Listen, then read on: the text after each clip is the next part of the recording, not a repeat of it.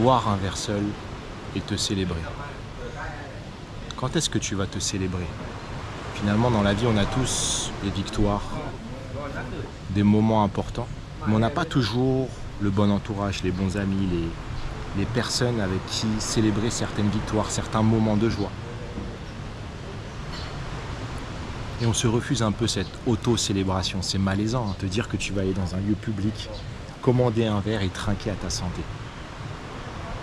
Pourtant, tu vois, moi, tous ces moments de solitude que j'ai mis en place dans ma vie, notamment ces 10 dernières années, m'ont permis un peu plus de me libérer de cette condition d'esclave que j'avais sur le regard des autres, la validation extérieure et surtout le jugement, parce qu'on est tous des juges finalement, on juge les autres et nous sommes jugés à longueur de journée.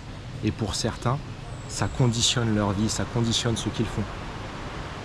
Toujours les autres. Et ces moments de solitude, ça m'a redonné énormément de liberté.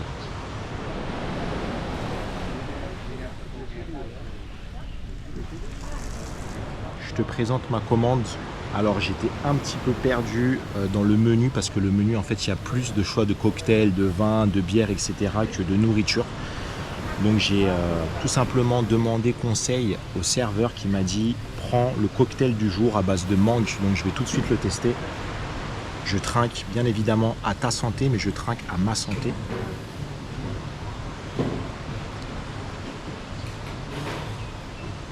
C'est pas mal. C'est pas exactement ce qu'ils ont mis dedans, très certainement un peu de rhum, mais c'est très bon. Je voulais te raconter une anecdote. Tu sais, pendant environ 20 ans, de mes 17 ans à mes 35 ans, j'ai évolué dans les filières artistiques, le milieu du spectacle, la danse, les auditions, les cours de danse, Hollywood. Je voulais habiter il y a 10 ans à Los Angeles et même à Las Vegas. Et toute ma vie professionnelle était centrée sur le regard des autres, sur la validation extérieure, sur la célébration extérieure. Et je ne m'en rendais même plus compte. Tout ce que je faisais était déterminé par le regard des gens. Ça m'a vraiment pourri la vie. Et c'est pour ça, tu sais, quand tu vois aujourd'hui, par exemple, les influenceurs ou les stars de télé-réalité ou bien toutes les célébrités sont souvent des personnes qui se sont tellement habituées à la célébration extérieure, à la validation extérieure, que ce sont souvent des personnes très dépressives. Quand les spotlights s'éteignent, quand les lumières s'éteignent, quand le bruit s'éteint, quand les encouragements s'éteignent, qui sont-ils? Qui suis-je? Qui es-tu? Plus tard, je suis parti voyager très loin tout seul et j'ai eu l'impression de me débarrasser de tous ces problèmes, tu vois, de la célébration, du bruit extérieur. Mais les habitudes, tu sais, les traumas, les blessures du passé ont souvent la vie dure. La vie te les remet constamment jusqu'à ce que tu comprennes. Je suis parti voyager loin et en fait, j'ai reproduit les mêmes schémas, mais dans autre chose. Et un jour, j'ai rencontré une femme, elle était déjà très avancée dans son processus, tu vois, de développement, de changement, de maturité. Et elle m'a dit, tu sais, Charlie, tout le monde s'en fout de toi. Tout le monde s'en balèque de toi, pour rester poli. Les gens n'en ont rien à de toi. C'est un peu brutal, mais ça a fini par devenir l'un de mes préceptes. C'est vrai, tout le monde s'en fout de toi, et c'est une bonne nouvelle. Puisque personne ne te doit rien. Qui peut comprendre mieux que toi ce que tu fais, et notamment lorsqu'il s'agit de grandes victoires?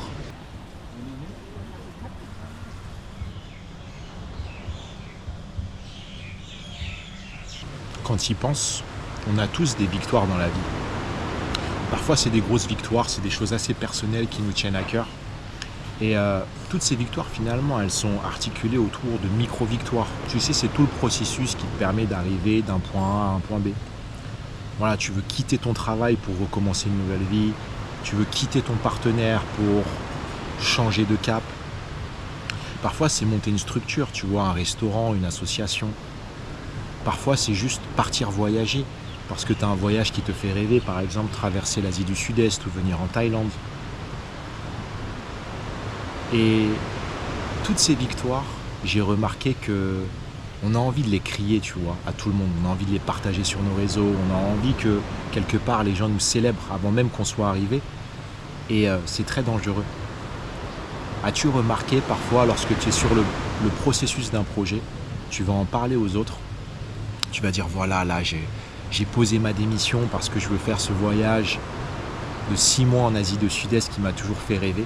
Et puis voilà, tu vas expliquer ce que tu fais aux gens et puis ils font un peu la gueule en fait les gens, tu vois. Oui, ils détournent un peu le regard quand tu leur parles d'un projet, où ils sont un peu mal à l'aise, tu sens qu'ils ne sont pas vraiment contents. Ou pire, parfois ils vont te critiquer automatiquement pour essayer quelque part de détruire ton projet, de détruire ta joie. Et ça c'est toujours le piège. Les autres. Tu as un rêve, tu as des objectifs que tu vas atteindre ou pas, mais sur la route, tu vas vouloir trop en parler. Et c'est pas toi qui vas détruire ton projet. C'est les autres qui vont finalement attribuer une valeur et tu vas définir la valeur de ce que tu fais par rapport au regard des autres. Et ça m'a vraiment beaucoup affecté, moi, durant ma vie. C'est la raison pour laquelle aujourd'hui, j'avance de manière plus silencieuse, plus solitaire. Je parle moins de ce que je fais et surtout lorsque j'accomplis des choses, lorsque j'ai réussi à passer des steps, je les célèbre, seul, sans rien dire. Parce que finalement, tu sais, quand tu arrives au top, quand tu deviens successful, quand tu montes un projet, tu as fait le tour du monde, tu as ouvert un restaurant, tu as ouvert un business, tu arrives à développer par exemple des réseaux sociaux, une chaîne YouTube, les gens ils voient le résultat. Mais ils ne voient pas tout ce que tu as additionné dans le silence. Les moments de doute, les moments d'introspection, la souffrance, parfois les nuits d'insomnie. Ça sonne un petit peu cliché, mais toutes ces micro-victoires, il faut les célébrer, surtout quand on n'a personne, quand on a l'impression d'être un petit peu seul, il faut les célébrer et pas laisser les autres déterminer la valeur de ton projet. Ça, c'est une certitude que j'ai. Et tu sais, lié à ça, j'ai souvent ressenti dans ma vie, et c'est très certainement ton cas, comme une forme de jalousie. Et lié au regard des autres, je me suis énormément détaché de ce concept de jalousie parce que c'est un raccourci. Tu sais, tout le monde n'est pas jaloux. Il y a des jaloux, il y a des haters. Et cela, ça existera toujours. Mais j'ai compris qu'en fait, dans la vie, tu as une route A. C'est peut-être la route sur laquelle tu marches en ce moment un petit peu seul. Tu crées des projets, tu montes un business, tu veux aller voyager, tu veux changer ta vie. Et tu as une route B. Cette route B, c'est la route où beaucoup d'autres personnes, peut-être des gens de ta famille, peut-être des proches, peut-être ta petite amie, peut-être ton copain marchent. Et en fait, c'est une route parfois qui est à des milliers de kilomètres psychologiquement de ce que tu es en train de faire. Et quand tu as une victoire, en fait, les gens ne pourront jamais ressentir ta satisfaction, ils ne pourront jamais ressentir ton bonheur, peut-être la fierté que tu as après avoir accompli quelque chose. Et ce n'est pas de la jalousie. Ils ne peuvent pas et ils n'ont pas à ressentir ce que tu ressens. Donne-moi 20 secondes, je te laisse réfléchir un petit peu à ce concept. Les gens, lorsque tu gagnes, ne peuvent pas ressentir ce que tu ressens. Réfléchis à ça 20 secondes. Laisse-moi boire un coup.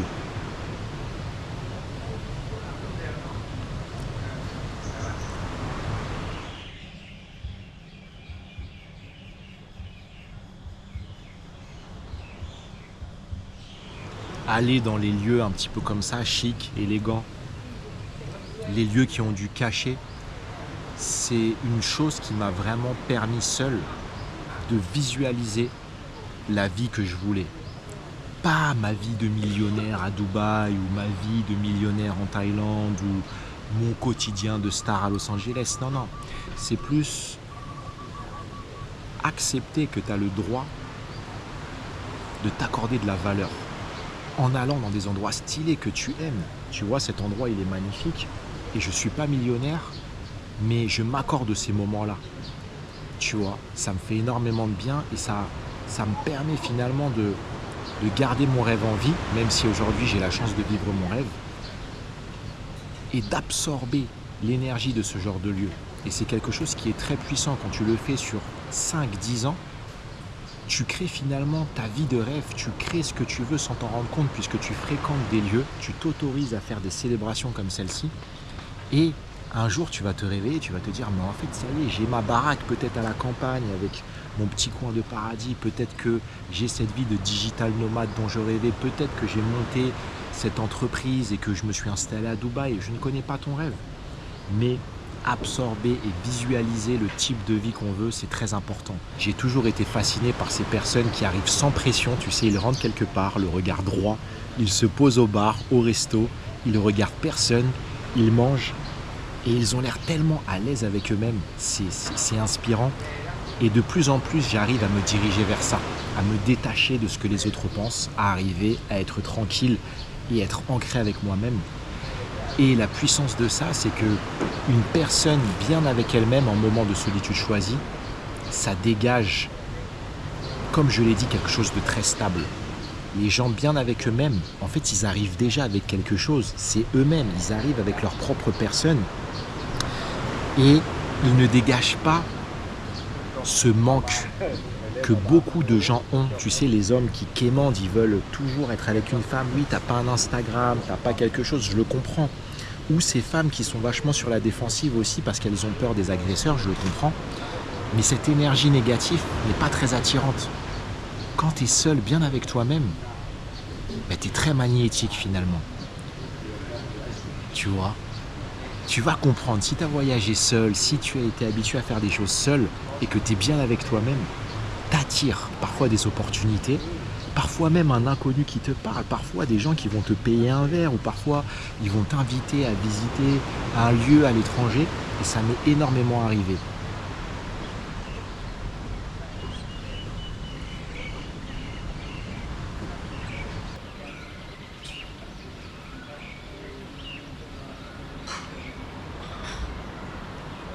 Voilà, aujourd'hui j'ai décidé de boire un verre seul par célébration. C'est un acte conscient, c'est épisodique et ce n'est pas à confondre avec boire seul par fuite parce que on vit dans une époque où c'est très facile de devenir une âme perdue. J'ai beaucoup abordé cette thématique des âmes perdues sur la chaîne YouTube.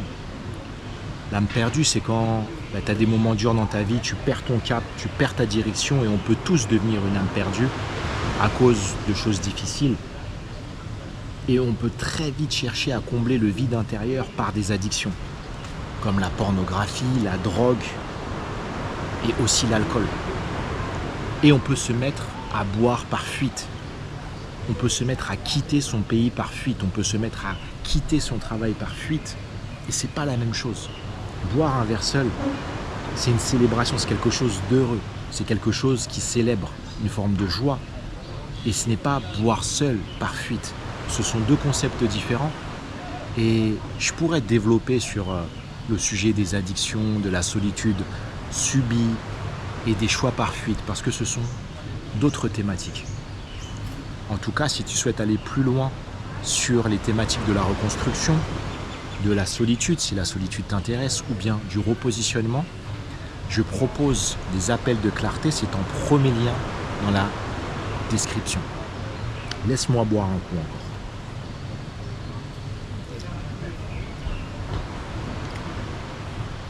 Pour finir, je voulais te dire, lors d'un prochain week-end, lors de tes prochaines vacances, lors d'un prochain jour off, je voudrais que tu déterres cette tenue qui est restée dans ton placard, tu sais, une tenue que tu avais achetée pour une célébration et que tu n'as jamais mise, et que tu choisisses un lieu qui te plaît. Ça peut être un hôtel, ça peut être un rooftop, ça peut être un petit restaurant que tu aimes bien dans ta ville.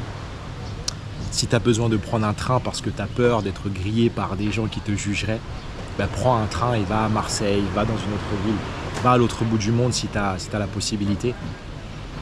Choisis un lieu qui fait sens pour toi et toi seul et va célébrer ce que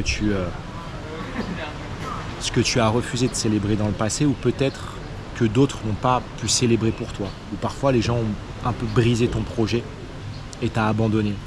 Il est encore possible de te célébrer ou de célébrer quelque chose qui est en cours.